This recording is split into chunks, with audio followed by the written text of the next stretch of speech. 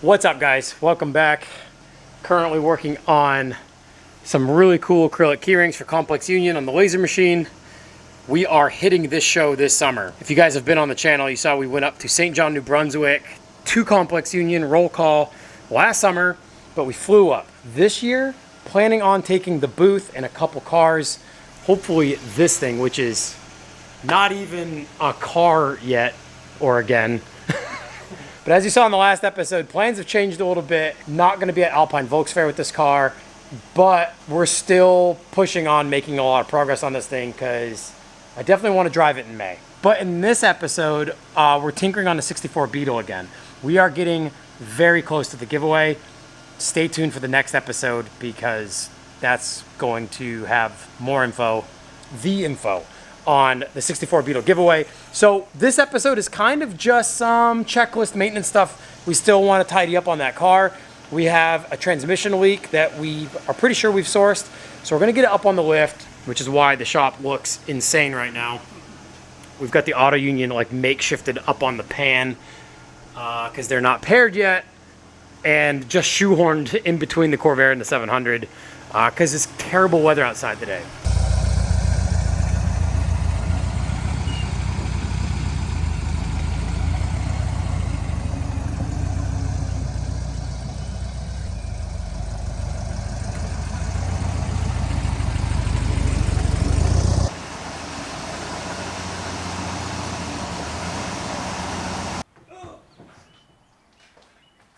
Kind of starting to really like this car. Yeah, starting to. I really like this car. I never thought I'd want a Beetle. Yeah. Let's put it that way. I said that when we first picked this thing up and I decided to trade the other 1000 SP for a Beetle. The fact that it was a 64 was a good convincing factor because it's a small window car, but also the patina. The patina was a big selling factor. And now that we've got it slammed and narrowed and we're driving it a little bit more, I'm like, It's like, I like all the weird other air-cooled patinaed cars that you don't ever normally see, and this is the one you normally always see. But now that it's around, it's making me appreciate the oddball stuff, but also, that's not really normal, but the normal stuff for air-cooled stuff. One other small thing, but also really annoying thing, has been the shift linkage and the trouble of getting it in gear. So we're kind of messing with that too.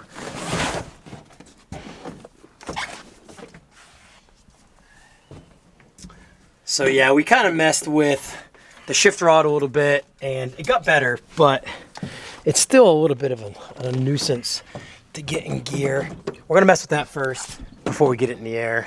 If you guys have a Beetle or Gia, your shift rod adjustment and clamp is in the back here where it goes to the transmission. The adjustments are so finite, one little misadjustment, you could not find any gears. Seems a little better. All right, so back a while ago, we had degreased the transmission and the engine, and it was caked so badly you couldn't even see like casting fins or anything like that.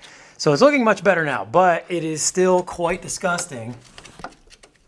And we think the leak, we know the leak is coming from behind the axle flange, essentially. So the boot gets mounted to that flange. So our hope is now to seal it, and it's right next to the frame horn. So we're hoping we can pull that away enough to get in there and clean it and just seal it. And that way we don't have to like raise the transmission up out of the frame horns or anything like that. Why do we like old greasy cars so much? I think working on new cars is too expensive for my blood, but it like is so much cleaner. All right, well, before we go prying that plate off, which clearly has diff fluid behind it because that's where it's been leaking from, we're going to pull the drain. Nice.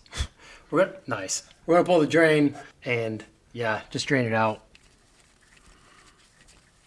Grant Anderson coming at you. What is that? I think this thing's ready to, I think we're beyond the sight gauge. Oh no. I ought to empty that soon. Also, quick pro tip for all you guys out there. If you have one of these style drains that you pump out with air, just make sure this guy's closed before you put air to it. Luckily, I don't know from experience. My dad had a guy at the garage that did that once and left it open and just blew all the oil up and out of there. Yeah. In my apprenticeship, there was an older technician that did that one day, like on a Saturday. And we spent all day Monday cleaning the entire shop. Yeah, you told me that story. It went straight out the top, hit the roof, and fanned out across the shop. All right, so while we were out, picked up a new battery for the Beetle just to get that done. Put a multimeter on it while it was running before we pulled it in, and the generator is charging, which is great, but it's been cranking really slow, and it's been dead a couple of times. Couldn't see a date stamp on the battery, so just decided to just replace it. Whoever 12-volt converted this car, because this was a 6-volt car originally from 1964, put basically a truck battery in there. It was massive. It had like an 800 cold cranking amp. This one's a 600 cold cranking amp. It's a little bit smaller, same post orientation. So we got some gear oil.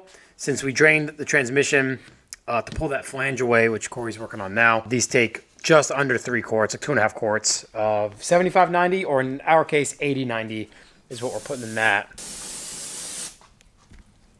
Well, I can see metal. Yeah. The flange is ready to come off. I'm just making sure it's clean and stuff isn't going to fall in there. Yeah. Also, while at the parts store, decided to just go ahead and pull the trigger on a starter solenoid for the Corvair. Luckily, the starter solenoids for a Corvair are the same as a small block Chevy, so you can get these literally in stock at almost every parts store. But what you can't get in almost every parts store are the actual starters for the Corvair, because Chevrolet decided to make a flat 6 air-cooled motor for just that car, and the nose cone and the way it mounts to the bell housing essentially is totally different. Do have a solenoid. I'm hoping that resolves my hot start issue in that car, because that's started the last year or two now, has really been finicky with an intermittent hot start issue. And I've messed with all my wiring, messed with voltage, and voltage always overcomes it. If I put a jump starter on it, it usually overpowers it. So I'm wondering if it's my solenoid at the starter. So Corey's been chiseling away at this axle flange. Got the plate back on, sealant's in, boots back on. What a freaking dirty job. It is very dirty. But now it's got to basically sit for a couple hours while that sets up, and I totally didn't even think of that. We're going to wait a little bit to get the Corvair up on the lift to do the starter solenoid. But for now, I'll probably climb up on the ladder, put the battery in, so we'll get the battery done while we're waiting. We can come back down. Oh yeah, we might as well. Lift goes down too. It doesn't have to stay in the air. Let me be clear about that. It doesn't have to stay in the air. All right, so we fast forwarded a couple of hours. Oh boy. And oh, there we go. You gotta really squeeze. It's so thick. If you don't have a filler installer. Haven't heard any air yet. I'm gonna cut a bigger hole in the... Oh. No way.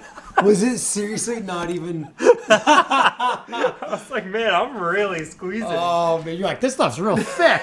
It's not even coming out. I'm surprised it didn't make a mess the first time. Now it might make a mess. Yeah. No drops. You got a new car. Mm-hmm. I didn't say anything on the channel yet, but Kayla got herself a new rig. She'd been looking for a black on black leather SQ5, newer model. So this is a 2021. Fancy. Obviously, this is unacceptable. So we're gonna sort that out. If any of you guys have experience with the seat modules or any other module to override the air suspension in these things, drop it down in the comments below. I know lowering links are an easy way to go, but we really want her to be able to control it on the fly. So we might do a module, kind of just started looking into that. So if you work with a company that makes a module, hit me up, because I think that's gonna be the first thing we're gonna do to this SQ5 is get it down to the ground, then maybe a tune. She likes the wheels, so before we do aftermarket wheels, might keep those. This is too new. This is far too... Are you guys seeing? The W210 is the newest thing like I've ever owned for the most part. All right, so we are sealed up. New batteries in. Let's see how she cranks over. Oh, I like the lights. That's what I'm talking about. Much, much better.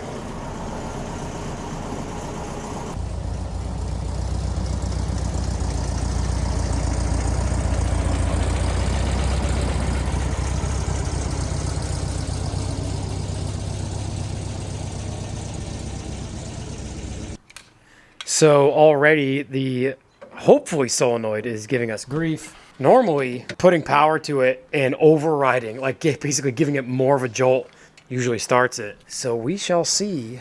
Hopefully this is the last time I'm messing with this in this capacity. All right, let's see here.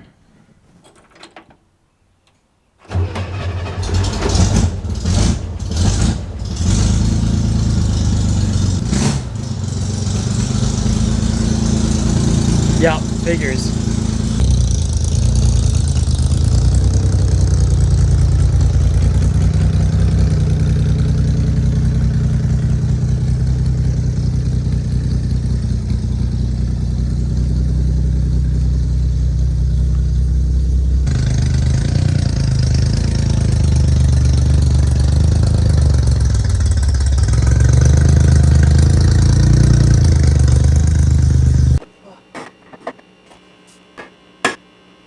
All right, so I got the Corvair inside, but before we get it all the way up on the lift, we're gonna disconnect the battery because we're messing with the starter. We're doing the starter solenoid, and we'll be messing with constant power from the battery right to that starter solenoid. So to avoid a wrench or anything else grounding out underneath the car, we're going to disconnect it now.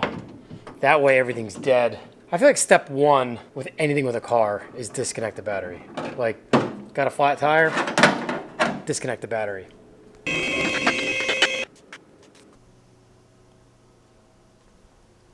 All right, we got the Corvair up on the lift. Every time I get this thing up, I just want to put a whole new checklist of things to do on it. Let's take a look at our starter solenoid, which is luckily right there and super accessible. We'll get everything unhooked. We'll get that one out. It's only about 2 years old, and I know you can't trust new parts. So hopefully that's the culprit, and doing this new starter solenoid is the answer, and this kind of cures the hot start ailments.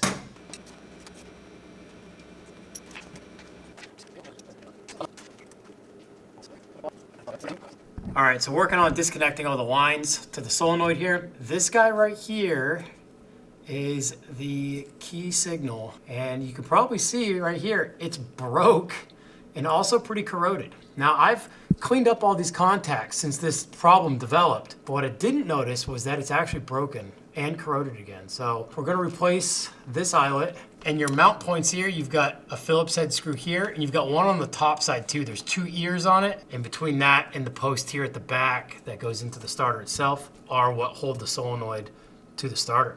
Oh, come on, dang it. I don't wanna break that post off. See that tab? That sinks into the body, but then the spring is keeping you from pulling out. So you've got your positive post here that you don't want to snap off because then we're in trouble because you can't get these hardly at all, Corvair starters. But there's a tab here that slides into the body of the starter, and there's a spring inside here, so you kind of have to like push, pull, but also pull that way because of that tab. I fiddled with this solenoid enough. We're just taking the starter out. I'm gonna try to get this solenoid off. It's obviously a hidden bolt. It's always a hidden bolt. And you end up just wearing the undercarriage of your old car. All right, let's go. God, I forgot how heavy these things are. Oh my gosh. So this here is what's Corvair specific. The nose cone of these things, yeah, don't mind the freaking grease. This car needs a serious cleaning. The mount points are a little different. Correct me if I'm wrong, but I know this part's Corvair only. Getting a Corvair starter is really expensive, and you usually have to get rebuilt ones.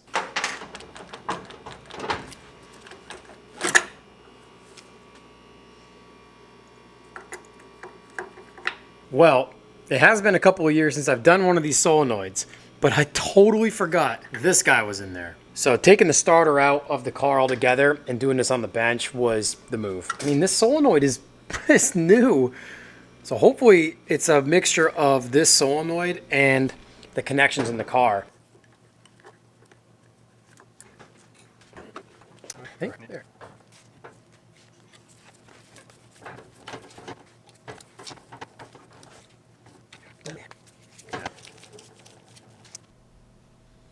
All right, well, the solenoid's on. Gasket was even savable and in place. So we got the spring on. That tab there, basically the key is to not break this back tab off, but to get the spring on ahead of this tab and twist lock it into place essentially. So get the spring compressed as far as it needs to so you can slide the actual body tab down into that slot, and then you can line it up to your tab in the back. So we're all assembled here. Could have taken the time to clean the starter up, but that whole undercarriage needs to be cleaned up. So we will do that another day. We're just trying to get this thing started so I can take it to Cars and Coffee in the morning.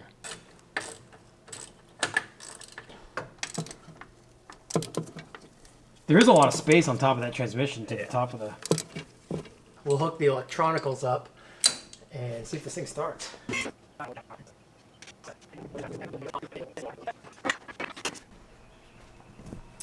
Okay, battery's hooked up now. To be fair, it is cold, and it starts cold okay. The real test will be starting it, letting it run for a while, and then starting it again.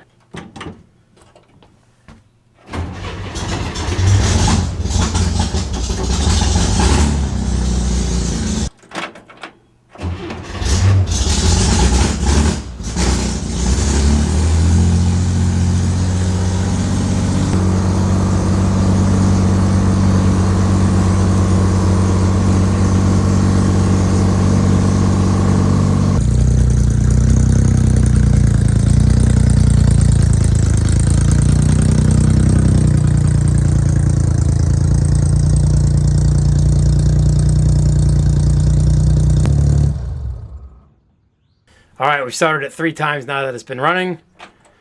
Let's go for a 4th.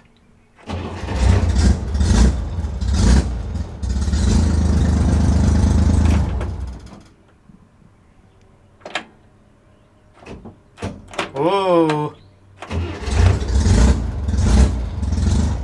The solenoid actuated the starter, but seems like it got caught up.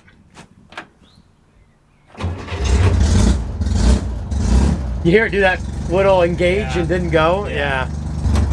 I feel like if I had been doing this, like on off, it would be doing a no start by now. Yeah.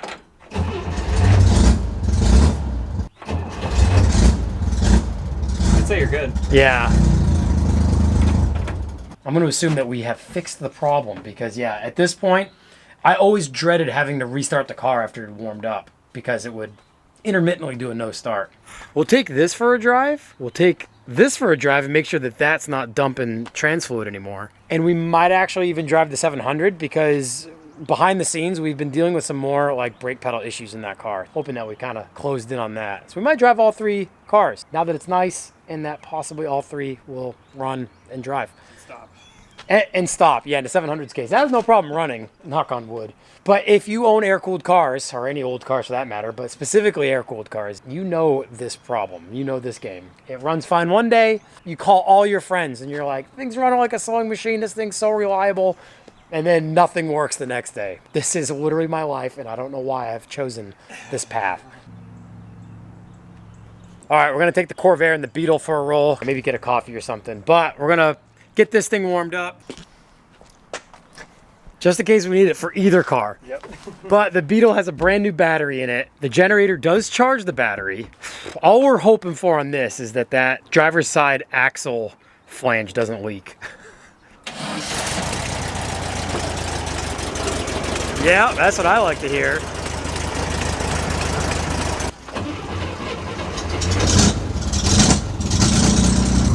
All right, let's go for a drive. We're taking 2 of the air-cooled cars out at one time. This is kind of a recipe for disaster because we're lucky if 1 stays running, let alone 2.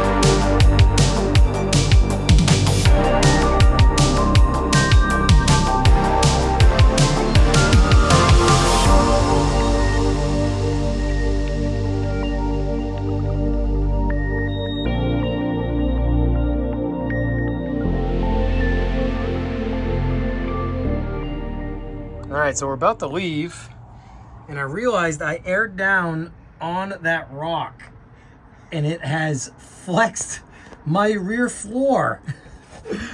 Oh, because this normally lays flat on the ground, but this is why you need to check for pebbles in a parking lot when you have a body dropped car. I literally can't move that. I've aired down on that little pebble. So let us, there we go. Come here, little guy.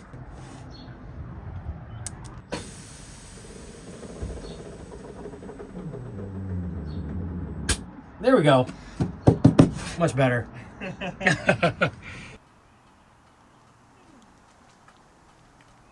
Super stoked to have not one, not two, but actually 3 of the air-cooled cars back running. Most issues resolved. As we speak now, the Beetle axle transmission flange is still dry, so I call that a win. That is not leaking now. We've driven it most of the day today.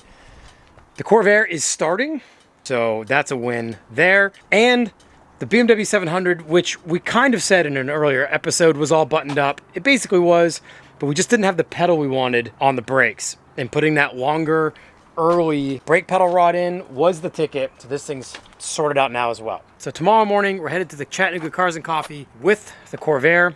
Kayla will probably bring her 944 maybe. But that's it for now, guys. Next episode is a huge one because we are finally announcing the giveaway for the 64 Beetle. But if you haven't yet, subscribe to the channel, hit the notification bell so you'll know when this episode goes live with the 64 Beetle giveaway. It's been a really, really cool project, and it's going to end up in one of your guys' hands. Sorting out all of that stuff this upcoming week. So also next weekend, March 23rd and 24th, we're gonna be at Import Alliance Atlanta with the 700 and with the 64 Beetle. So if you want to see the Beetle in person and the 700, or Kayla and I, come to Import Alliance Atlanta. For now, thank you guys so much for watching and for all of your support. We'll see you in the next episode.